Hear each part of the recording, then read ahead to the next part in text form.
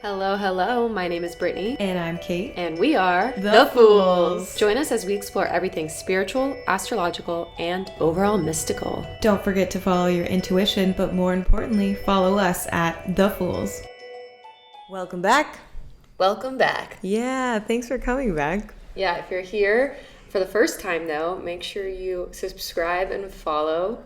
Just wanted to get that out there before we even started. Leave a little review while you're at it. 5 stars, There obviously. you go. What are we talking about today? Okay, so today we are talking about near-death experiences, which are often called NDEs. Mm-hmm. And Kate actually had a pretty near-death I almost said experiment. Experience. You weren't technically pronounced dead, though, right? Right. And I think it is good to clarify that you can have a near-death experience without being flatlining or going brain dead or something like that. But it's more often that people who do and get resurrected do have the near-death experience. The actual one. So me and Kate both watched this Netflix, I guess it's a series, but we only watched the first episode, called Surviving Death, where they talked about NDEs. So if you guys are interested in the stuff we talk about, we might be referring. Oh my God, can I speak English? Referencing. I got Referencing. You. There you go. Why was that so hard? My brain was like, hard. Doo, doo, doo. It's Monday. It is Monday. Bear with us. But we could be referencing. Wow. Maybe it's just we're going to talk about it. So maybe go watch it if you're interested. Mm-hmm. But really, we talked about NDEs a long time ago, before this podcast was even birthed, in your hot tub. Do you remember that? Yeah, I do remember the hot tub stuff. We were talking about going down TikTok rabbit holes of people's near-death experiences, and Kate told me about hers. Yes. So do you want to tell? Oh, okay. Yeah, I'll try to quickly summarize. So No, give us the details. Okay, the dirty details. Yeah. Got it. Start from the top. I grew up in Kansas. Let it drop. Sorry. So whip. Oh, no. So I was moving from Kansas to Arizona, and I went to college for a year at a private Christian college out there. Anyways, I was in the film program. And we decided to go film this short film. That was our first assignment ever. My mom dropped me off like 2 days before this happened.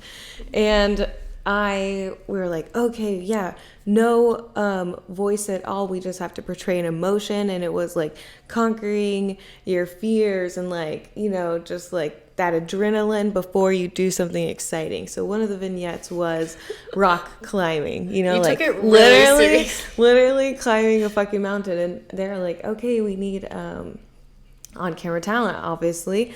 Kate, you got this, right? And I'm actually from Kansas. There's no goddamn mountains.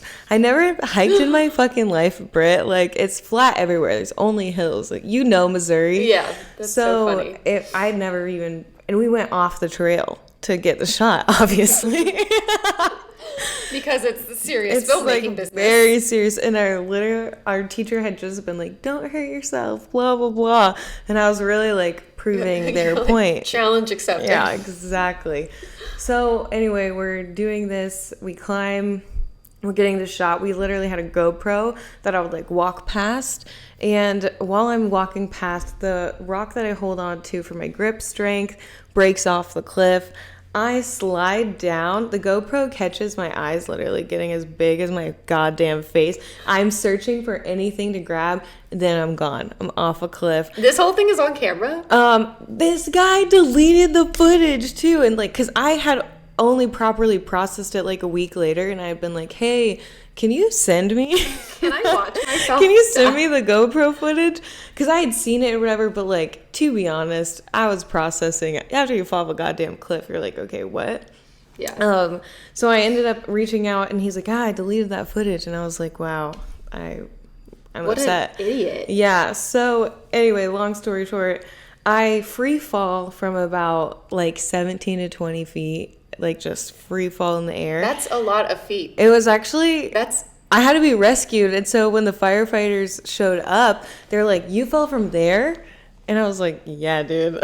And he was like, how are you conscious? Not pass the fuck out, hit my head or something.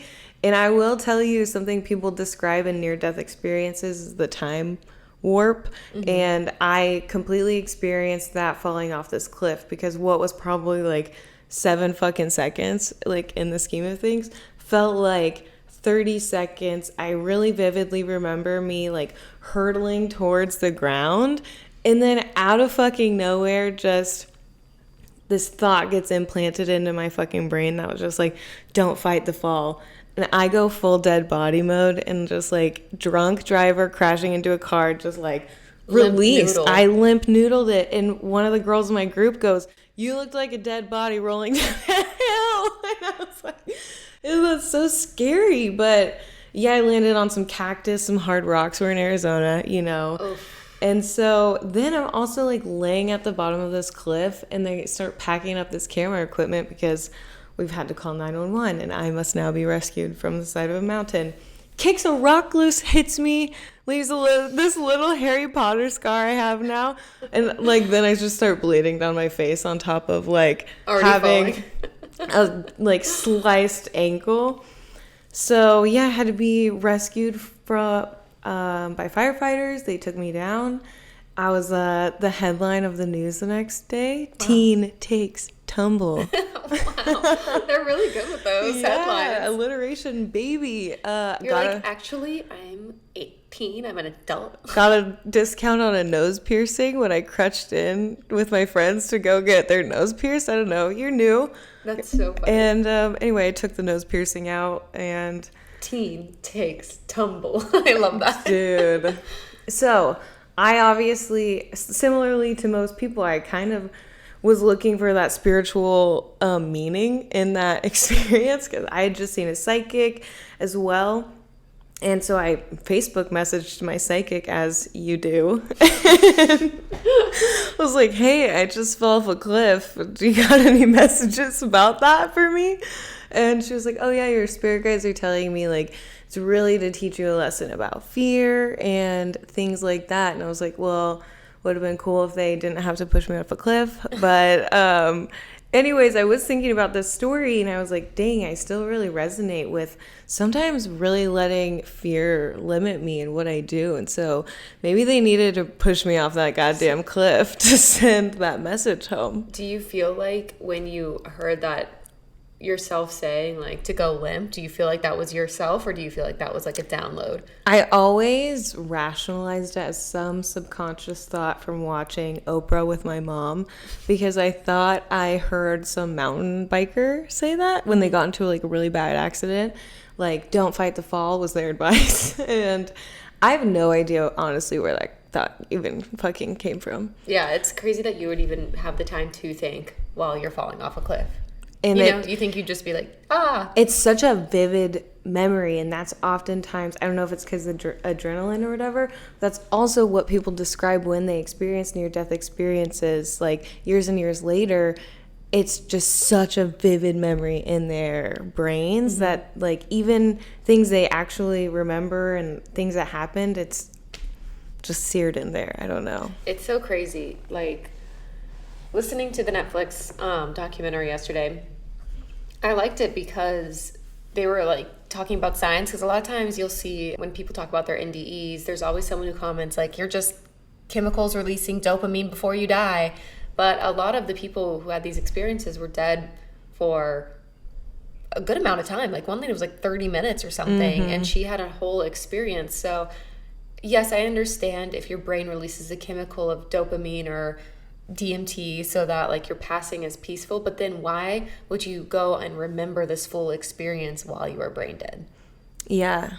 Like that does not make sense. And that's why I like believe in these afterlife experiences, because it should have been a quick flash of something, not like a whole ass memory. It just doesn't make sense if your brain is flatlined. I thought that was really weird. No, I think it's also really interesting. I was reading a little bit about it as well, and they are able to, and in some experiment, like 10 hours after this pig was dead, they were able to resurrect brain activity. And so it's like really questioning, where does your conscious like technically end, and like how far are you like still in your vessel? I don't know. I think it's really fascinating because clearly when these people were brain dead, there's some kind of experience still happening or something going on. And I can't even remember they remember conversations. Yeah. Like, they are in on things that... The one lady was literally in surgery and could describe the tools that were being used on her. She said she had like a bird's eye view of everything happening to her physical body. Yeah, that out-of-body experience is, like, super common as well.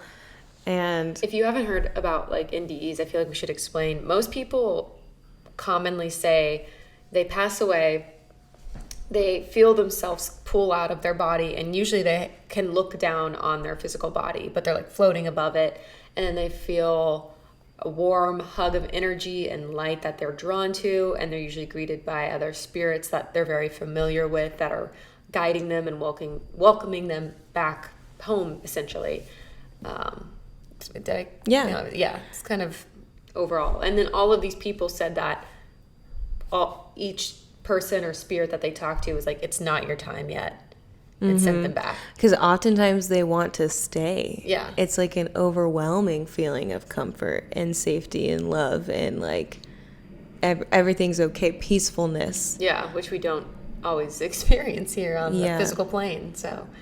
And so that's also why some people have a very hard time once they've had the near-death experience, like, coming back into real life, because they'll be faced with depression because they maybe didn't necessarily want to come back, or they're confused about that feeling. And so in that documentary, it shows, like, there's a lot of meetings about this where people try to come together and, like, make sense of it.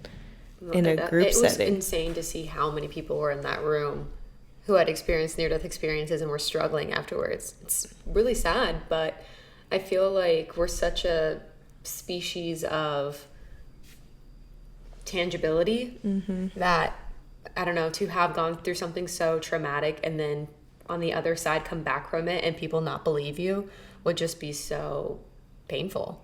Yeah, and it's oftentimes like a real switch in how you see the world. And, like, people who were completely atheist or whatever before are coming back, like, not knowing what to do with that information. And I don't know, I read a stat somewhere also that said, like, something like 9 million people in the U.S. alone have experienced a near-death experience. So I think it's a lot more common also now that we have modern medicine, that people are getting life-saving procedures. Yeah, and able to come back at all. Do you feel like after yours you felt any life changes, or any, like, how were you changed at all in any way?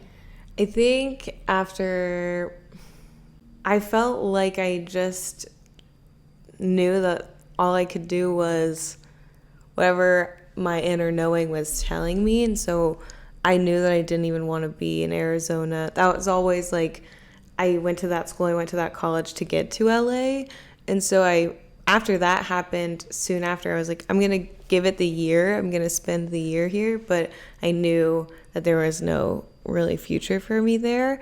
But interesting enough, to go back to the psychic and everything, she had predicted that I would work at a pizza place before this. And I was only working in fine dining because I thought that's where you make all the money. And so I scoffed when she predicted this. I was like, I would never. I would rather die than serve pizza. I need fucking fat tips, bitch. I do not need to work at a pizza place. But because I fell off that cliff, no one wanted to hire me. Oh, they don't want to hire a cripple? Yeah, no. Discriminatory. And so anyway, I crutched into a job interview at Forge Pizza, and Jeff, Raven's baby daddy life partner, gave me a job. That is insane. And that is where I met Raven, who's one of Kate's best friends, and a spiritual being witch that I feel like we'll probably mention once an episode. Completely. Yeah, we have to always drop the Midtown Mystic. But yeah, so I would have really never even have that connection also, probably. Yeah, and she was a huge part of your life. I mean, is. And also, like, in that time in Arizona, like, I can't even imagine not having that kind of connection with someone, because a lot of people at my school were very Christian. It was a Christian college. It was a very different atmosphere. People were trying to get married, and I'm like, whoa. I'm just trying to fuck. I'm trying to be a freshman I'm in like, college. that was cute. You wanted to be pregnant for real? I don't know. They were just so religious. They wanted to have sex, but That is insane to me. I mean, I get it. I went to my senior year. I was in Utah. oh yeah, It's insane. they all got married, had kids at 21, and I was like, I'm Nah, drinking yeah. a lot. Hi, I'm going to have a liver failure before that happens. Yeah, it's so crazy. It's so funny. I was watching the Netflix series and I was thinking like, oh, I'd like to have this experience. And then I was like, wait, No. why? But it's nice to at least be able. I feel like humans, we just want to be comforted to know that once we die, it's not the end. Yeah. Because that feels so. It makes everything feel so pointless. And, well, I think also for me, it made me realize like how fragile life and everything can be. Mm-hmm. And because I mean, I was 18 and I was like walking up a hill wrong and I just fell off a fucking cliff, you know? So I was like, oh, damn, I'm really not invincible, because that is an age where you're like, nothing's going to happen to me. Yeah. I'm just going to walk up this hill.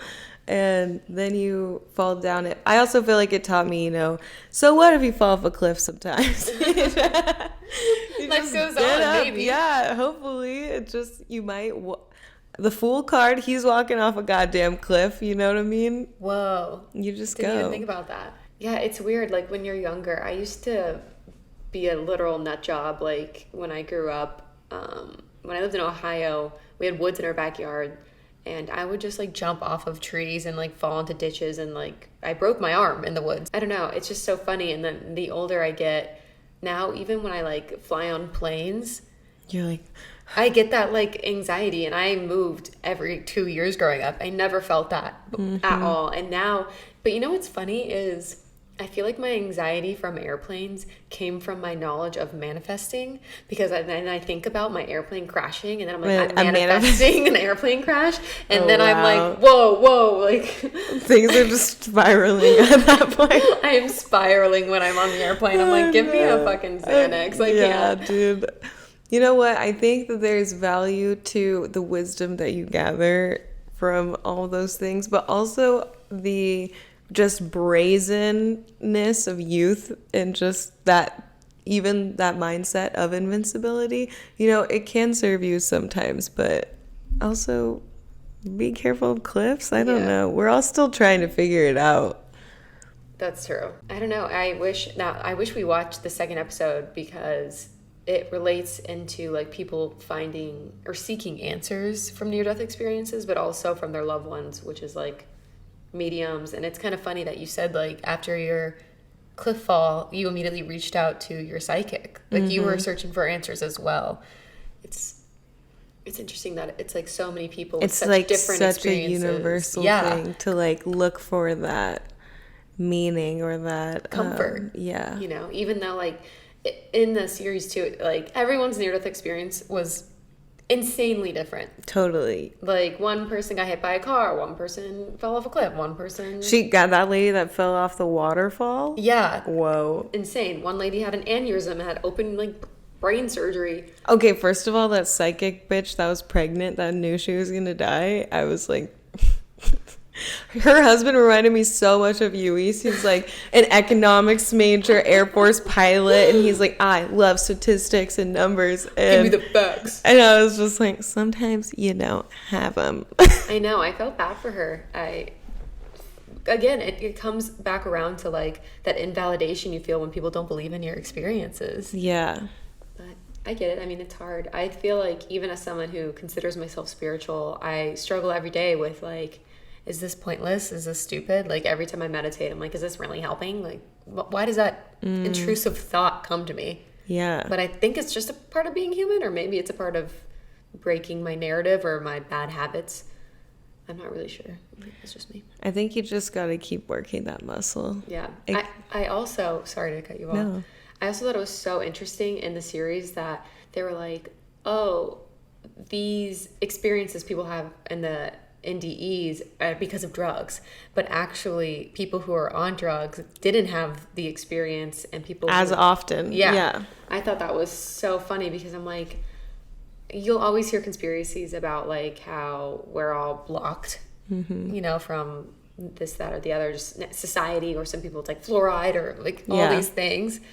And I was like, well, it does make sense because medicine is supposed to like numb you. Yeah. The opioids were doing, you know, like what they're supposed to do. It's crazy. It's like it could be good and it could be bad. Like it doesn't differentiate. The medicine is just doing its job. Yeah. I thought that was really weird. That I thought it made perfect sense that like if you're on a lot of drugs, you're not going to have that experience, or it's going to be like dulled down and maybe even not remembered or whatever the case may be. But I thought, so that guy that was in it, I mean, I took his note down. He's the leading researcher pretty much everywhere. What is his? He's at like University of Virginia. And I don't know, I just thought it was really, I learned about something else, end of life experiences. Have you heard of that? No.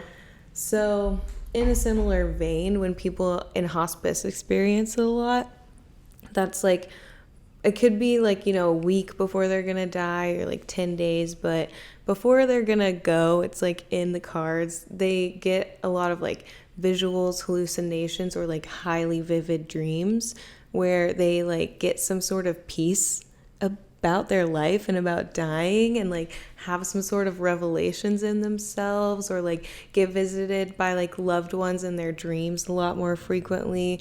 And they like, the workers in hospice can just notice their body is on a physical decline, like, but their spirit is like having a fucking awakening, or like having this kind of like end of life growth moment. Wait, and this is something that like NDEs have like been seen across multiple people? The ELEs, end of life? Yeah. It's okay. Yeah, it's really common of like old people in hospice care. Wow, that's actually really cool. I have not heard about that. I just learned about it because I was looking into NDEs. Yeah. Oh. It's funny, I saw this thing once that was like Alzheimer's is basically when your spirit is like disconnecting, like pieces of it are going back to the universe before the body has like fully let go. And I was like, whoa, that's like a full on crazy way to think about it. Not that I know if that's true or not, but I don't know, it kind of makes sense. I mean, I can see that point of view. I think there's also just not enough research on our brains. Yeah, it's so funny. I don't think about our brains that much, but I think about the ocean all the time. Oh, and we know nothing. Yeah. Literally nothing. I think it's like we know 2% of the ocean, and we are trying to go to Mars. Mm-hmm. I'm like, God for fucking bid. We go underwater. We go underwater. That's what I want. I want to see the giant squids. I want to know what's on this earth that I am sharing. Oh my God. With. I just sent Luis a link the other day of this like iridescent squid, like long ribbon, like glowy dark thing that they just discovered. And I was like, wow, mind blown every day. Literally, you cannot tell me that there are not some form of alien life in our oceans. Well, they are. They're the fucking aliens down there. You can't tell me that a stingray isn't an alien, to be honest. Have you seen their faces? Yeah. I would agree with Very this. Very human-like. Yeah, I would agree with this. No, it's just, it baffles me, like, what humans, like, will put their focus on. Mm-hmm. I mean, I've also heard it, like, in regards of, like, the patriarchy, where, like, you know, any problem that a woman has hormonally or with, I guess, like her period or whatever, it's always birth control. Like, oh, you have cramps, birth control. Oh, you have this, birth control. Acne? It's like acne, birth control. Mood swings, birth control. Instead of like really doing the research and figuring out how we could work with our cycles or our hormone production or like balancing it naturally. It's just like, or like making them for men. Yeah, it's always like this one size fits all thing. Mm-hmm. And then they're like, all right, done with that. Let's move on to prostate cancer forever. I don't know. Yeah. Whatever. But it's just like there are things that they are searching or working so hard to fix when there's like other things that can be researched and learned about. Well, our brains, I think there is a lot of research on our brains. And I don't know. I think there's a lot of things we can't even fucking measure right now. Yeah, I think that's also hard, is it's like to even conceptualize a way to measure consciousness is like still so beyond us. But I just love, I think they said it in the series one time. They're like, I don't remember who said, they're like, I don't think humans know everything. And I was just like, duh. Yeah, did you think we did? Like, I'm just confused. Like, do scientists like walk around like we figured it out, like we know everything? And I'm just like, what? Scientists were the ones who knew that we didn't. I don't know. The way the guy said it was just like I realized like we don't know everything, and I was like, no shit. Is this guy for real right now? Is he an actual neurosurgeon? Well, I thought it was really sweet that husband gave his wife the validation in the end, the one that bled out. Yeah, after she fucking died. I know, and I'm like, I don't know if I could have stayed with you, bro.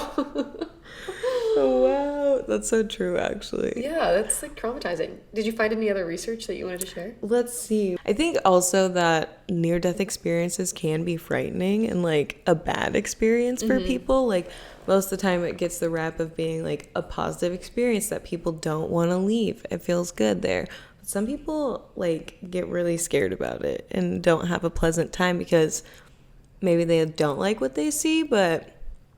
Or it was like a surprise. Like, I feel like if you got into a car accident or something where it's like... jarring. A shock, like a jarring. I feel like that could be really traumatizing. Yeah. Oh, I thought this was interesting. People that are like trying to describe it purely biologically and not necessarily spiritually. So they found in epileptic people that if you induce like...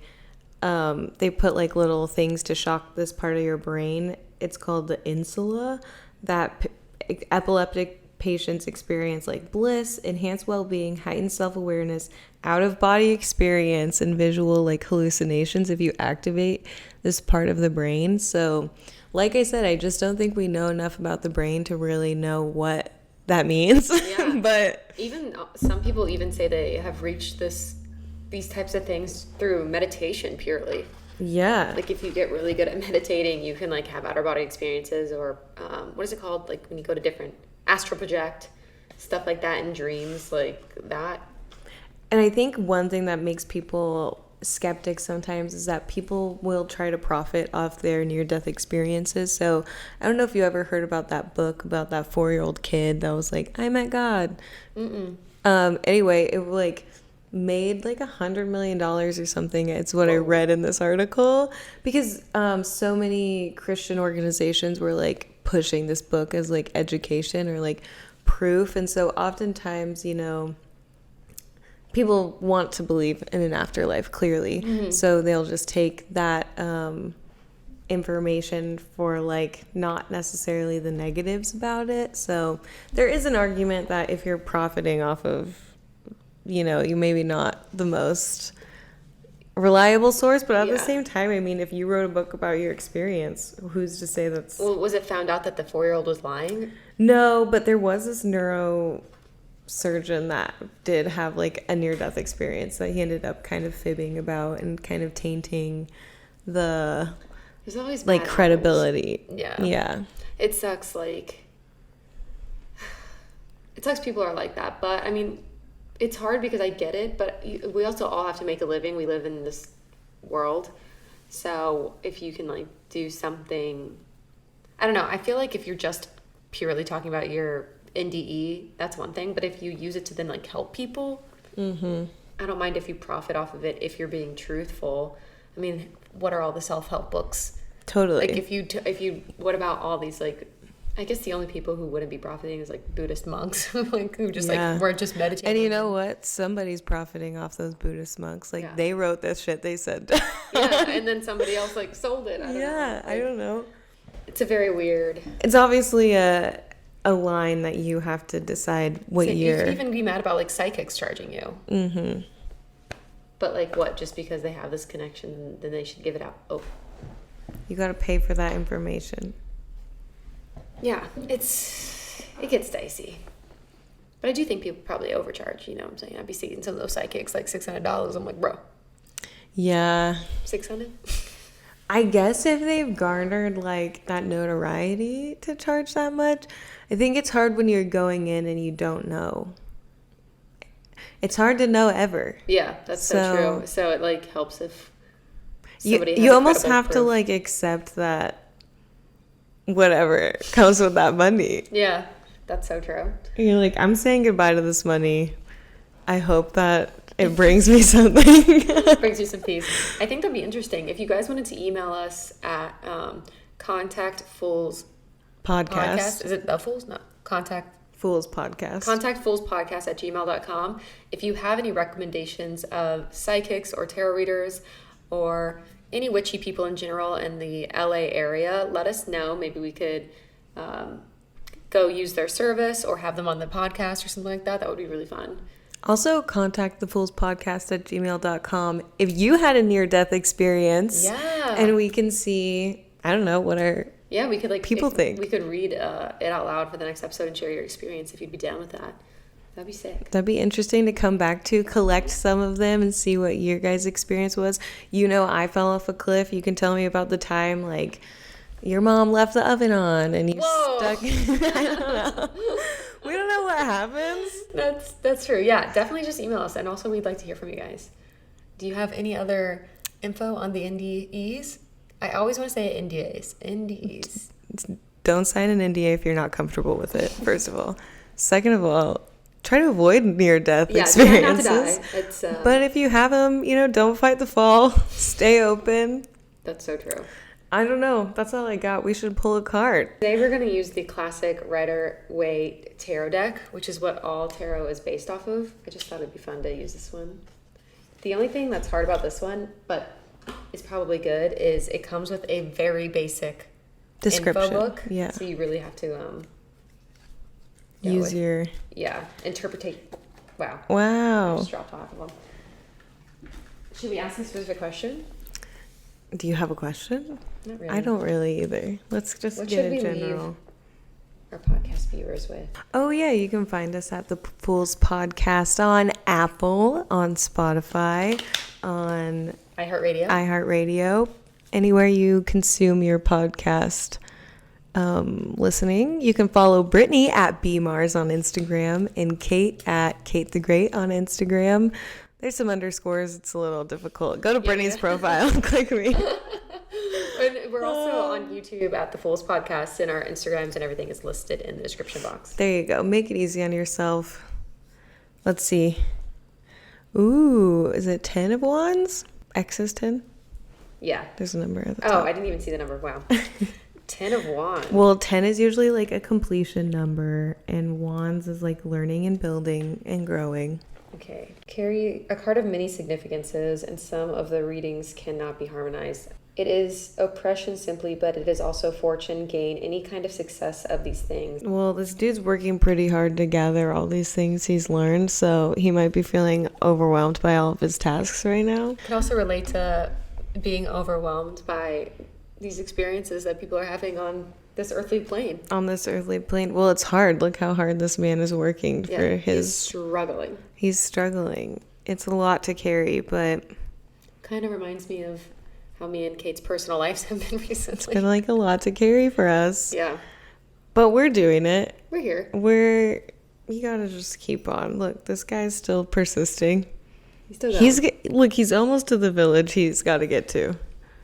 Interesting card for an interesting day. Week. Last couple days. Yeah. That's okay. It's Monday. It can only go up, really. Well, I don't know. You can fall off a cliff. We hope you don't, though. Anyways, thanks for listening, guys. We love you. Bye. Bye.